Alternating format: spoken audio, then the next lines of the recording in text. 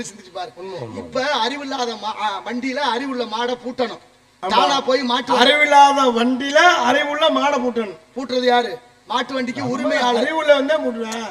மாட்டு வண்டிக்கு உரிமையாளர். உரிமையாளர் என்ற உடையவர். மாட்டை வண்டியும் பூட்டியாச்சுன்னு மாடு ஏஞ்ச வரைக்கும் போக முடியாது. மாட்டு வண்டி போக முடியாதுன்னு மறுக்க முடியாது. ஆனா மாட்டை வண்டியும் பூட்டி எங்க ஓட்டணும், எவ்வளவு தூரம் ஓட்டணும், எப்ப ஓட்டணும், எந்த ஊர்ல கொண்டு போய் அவுக்கணுங்கிற கணக்கு யாருக்கிட்ட இருக்கு? அந்த மாட்டுடைய உரிமையாளர் தான் தெரியும். அது போல இந்த உடம்புக்கு அறிவு இல்ல, ஓடக்கூடிய மூச்சுங்கிற ஆத்மாவுக்கு அறிவு இருக்கு. அறிவில்லாத உடம்புல அறிவுள்ள ஆத்மாவை பூட்டி ஓட்டுகிறான் இறைவன் என்ற பரமாத்மா. அவருக்கு தான் தெரியும் எவ்வளவு தூரம் ஓட்டணும், எங்க ஓட்டணும், எப்ப அவுக்கணும்னு. அதுக்கடல நீ நினைச்சாலும் முடியாது, நான் நினைச்சாலும் முடியாது.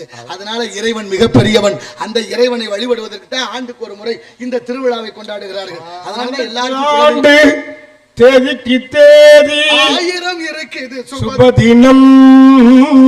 சரி இருக்கட்டும், அப்படிலாம் இருக்கேன்.